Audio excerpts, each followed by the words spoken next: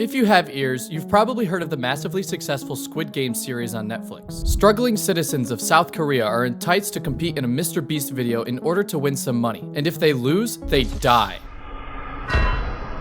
Red light, green light, tug of war, marbles, stab some guy with a knife in the brain to win some money? Honestly, nobody knows how the final game works, but all you need to know is that everybody and their mother has watched this show, which came from literally nowhere. Don't even try to tell me you were waiting for it to come out, because not one person on this dark planet even knew it was in the making. Despite this, Squid Games rose to #1 in 90 countries across the globe, saving Netflix from poverty and changing the course of history forever. Like winning my divorce, this was basically impossible, but somehow Netflix pulled it off, and I didn't.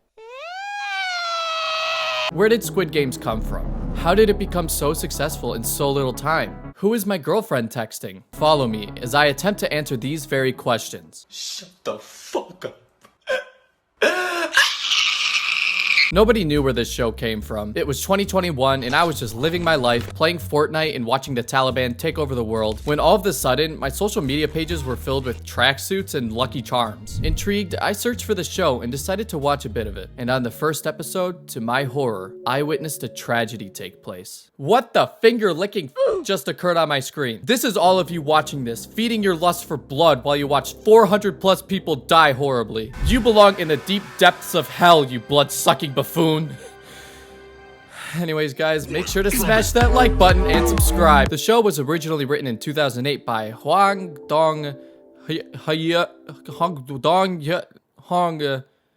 I'll just call him Dong. Originally written by Dong in 2008, but was rejected multiple times by actors and producers because it seemed too unrealistic. I think that most of us would agree that Dong's idea was a bit too far-fetched in 2008.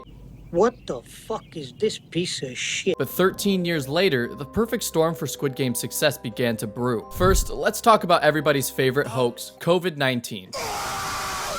2020 had just happened, and most of us spent our time on TikTok and Netflix contemplating the meaning of life indoors. Nobody had anything to do, so when the new internet trend came around, we all latched onto it like a breastfed baby. And because the pandemic made almost everybody hungry for entertainment, the trend reached unimaginable lengths around the world. It also helped that the show was subbed and dubbed in a dozen languages on release, which is crazy, but not as crazy as how popular Taylor Swift is. She is the most overrated singer, and her music is literal garbage. If you like Taylor Swift, you can go ahead and unsubscribe and suck on a toe. Furthermore, the pandemic made a lot of people consider the future and the possibility of a dystopian society, and this show hit right on the mark with this fear. Mysterious puppet masters behind masks, people doing whatever it takes to make money, old people? Is this not a solid comparison to the world we live in today, or at least the future we're heading towards? People who are willing to do anything in order to earn some cash. People at the top being entertained by their efforts. And whatever this is? I think the show piqued a lot of curiosity due to the real fears that we all have today, and it allowed us to explore this reality through others, like the rich people watching the glass bridge scene. It's a messed up show, but are we really any different than the spectators being entertained by the suffering of others? Are you any different for watching my videos and laughing as I talk about my upcoming trial for drunk driving?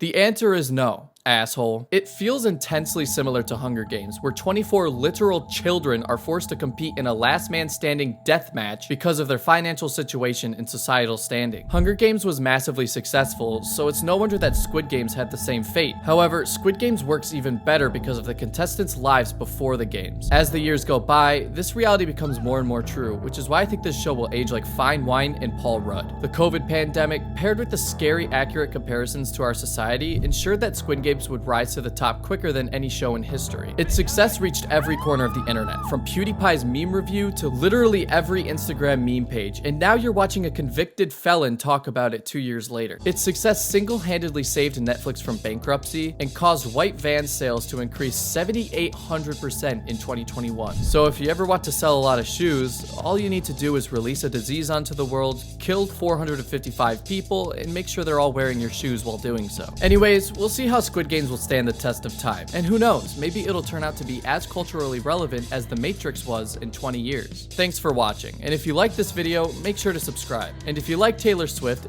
go f*** yourself. Just kidding. Or am I? Your music tastes as literal dog water.